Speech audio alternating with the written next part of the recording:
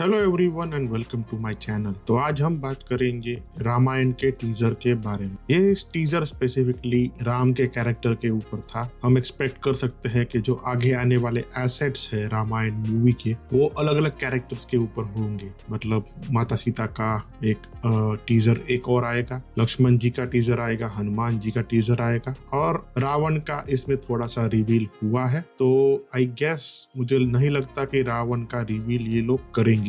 Movie के अंदर जो स्टोरी होगी वो मोस्टली अयोध्या से लेकर जो राम सेतु वाला है वहां तक का हम एक्सपेक्ट कर सकते हैं, क्योंकि जो सेकंड पार्ट होगा वो पूरा युद्ध वाला ही होगा। उसमें रावण का ऑलरेडी रिवील हो चुका होगा। तो टीजर मुझे कैसा लगा? टीजर की मैं बात करूँ तो टीजर से मैं खुश हूँ, लेकिन पैनिक्ड भी। खुश क्यों हूँ? क्योंकि जिस तरीके से सारी चीजें कवर करी गई है, जिस तरीके से प्रेजेंट किया गया कैरेक्टर्स को, मतलब मोस्टली सभी कैरेक्टर्स हमको फुली देखने को नहीं मिले, लेकिन उनकी हल्की हल्की झलक या फिर कुछ कैरेक्टर्स है उनको पूरा दिखाया हुआ है इसके अंदर। तो जिस तरीके से उनको प्रेजेंट किया गया, जिस तरीके से उनकी कॉस्ट्यूम डिजाइन की गई है, सारी चीजें मुझे अच्छी लगी। जिस तरीके से राम को इंट्रोड्यूस करा गया थोड़ा यूनिक था, ठीक है, वो भी अच्छा लगा। अब पैनिक कहाँ पर हूँ? तो पैनिक वाली चीज ये है कि हम पैन इंडिया नहीं कर रहे ये मूवी, ठीक है, हम पैन वर्ल्ड जा रहे हैं इसके अंदर। मतलब ये मूवी लिटरली इंडिया को रिप्रेजेंट करेगी। टीजर के अंदर कुछ जगह पे कुछ वीएफएक्स सीजीआई के इश्यूज मुझे दिखे, ठीक है। पॉजिटिव क्रिटिसिज्म मैं इसको बोलूंगा। मैं ट्रेलर को बिल्कुल भी कुछ गाली देने की कोशिश नहीं कर रहा, लेकिन जो पहला शॉट जो हम देखते हैं, जो ईगल है वो उड़ रहा है, उसके ऊपर कोई वॉरियर है या फिर कोई देवता है, पता नहीं कौन है, लेकिन वो जब उनको एक आग का गोला लगता है और नीचे गिरते हैं तो एक बड़ा दानव होता है वो उनको मारने जाता है। तो वो पूरा कैरिकेचरिश लगा मुझे, ठीक है। वो रियलिटी के साथ ब्लेंड हो रहा है ऐसा कुछ लगा नहीं वहां पर मुझे। और जो बैकग्राउंड भी था वहां पे वो पूरा सीजीआई वाला, वीएफएक्स वाला, तो उसमें भी वो थोड़ी वीडियो गेमिश वाइब दे रहा था। मतलब कैरेक्टर की आप मूवमेंट देखते हो और उसका जो टेक्सचरिंग है वो देखते हो तो आपको मालूम पड़ता है कि वो एक्चुअल में मैच हो रहा है या नहीं हो रहा है रियलिटी के साथ। तो वैसे कुछ इश्यूज दिखे मुझे, जहां जहां भी सीजीआई वाले शॉट्स आए वहां पे मुझे वो इश्यूज दिखे। जब वो ग्लिम्स दिया था, जब भगवान राम है वो एक डाली से जंप करके सर्कल में घूमते घूमते एक दानों को छुरा मारने की कोशिश करते हैं, तो वहां पे भी मुझे लगा कि जो मोस्टली हम आउटपुट देखते हैं हॉलीवुड के मूवी में, वो वहां पे इतना पॉलिश मुझे नहीं दिखा वो, ठीक है। बाकी जहां जहां पे भी सीजीआई का जरूरत नहीं था वहां वहां पे शॉट्स काफी ब्यूटीफुल आए हैं, ठीक है। स्पेशली जो दो शॉट्स है मुझे बहुत ज्यादा पसंद आए थे। पहला शॉट था जब भगवान राम है वो मुकुट पहनने के लिए झुकते हैं, ठीक है। दूसरा शॉट था जब राम भगवान को दशरथ पुकारते हैं और वो पीछे मुड़कर देखते हैं जब वो नाव में बैठे होते हैं। तो उसमें जो लाइटिंग है, जिस तरीके से, जिस एंगल से उस शॉट को लिया गया है, काफी ब्यूटीफुल था।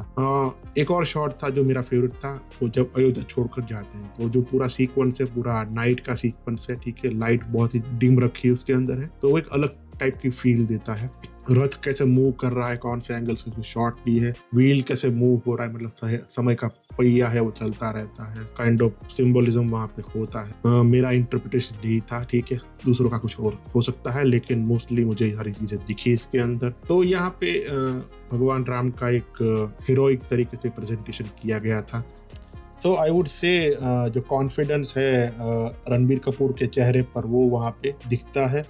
ही is confident that he can pull off this role. वो कैरेक्टर के अंदर काफी कंफर्टेबल हो चुके हैं और उन्होंने इंटरव्यू में भी बताया था कि उन्होंने राम आनंद सागर की जो रामायण है उसको उन्होंने रिविजिट किया था इस रोल को प्ले करने से पहले, ताकि उनको जो कैरेक्टर में जो डेप्थ लानी है, जो इमोशन लाने हैं, ठीक है, आपको एम्पैथी देता है।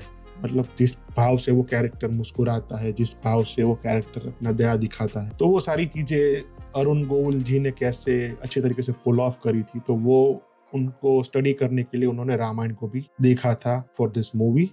इसमें जो भगवान राम, उनका जो एक क्षत्रिय साइड है वो भी उनका दिखाया कि कैसे वो अपने जो शस्त्र है उसमें कैसे विद्वान है, ठीक है, कैसे अपने शस्त्र को हैंडल करना जानते हैं। तो वो सारी चीजें इसमें दिखाई जाएगी। जब वो जंगल में ऋषि मुनियों के पास विद्या प्राप्त करने गए थे तो वहां पे उनकी हेल्प मांगी गई थी। प्लस हमको वो जो सीता हरण वाला सीन है जिसमें भगवान राम है वो सोने के हिरण का पीछा करते हैं, तो उसको भी दिखाया हुआ है। तो मोस्ट प्रोबेबली इसके अंदर बहुत सारी इंपॉर्टेंट चीजें हैं वो कवर हो जाएगी सीता हरण तक की। और मोस्ट प्रोबेबली हम इसमें हनुमान जी का इंट्रोडक्शन हो जाना चाहिए, और जो राम सेतु वाला पूरा सीक्वेंस है वो होकर लंका तक पहुंचे तो वहां तक का इन लोगों को कवर कर लेना चाहिए, क्योंकि लंका तक पहुंचने के बाद उनके बहुत सारे बैटल्स है तो उसके ऊपर वो थोड़ी डिटेल में उसके ऊपर सेकंड पार्ट में वो कवर कर सकते हैं। ओवरऑल मैं बोलूं तो I am satisfied but little bit panic, because वही जो मैंने बोला कि we are going pan world, so हमारी इमेज का भी सवाल है, हम कैसे अच्छी प्रोडक्ट देते हैं दुनिया को।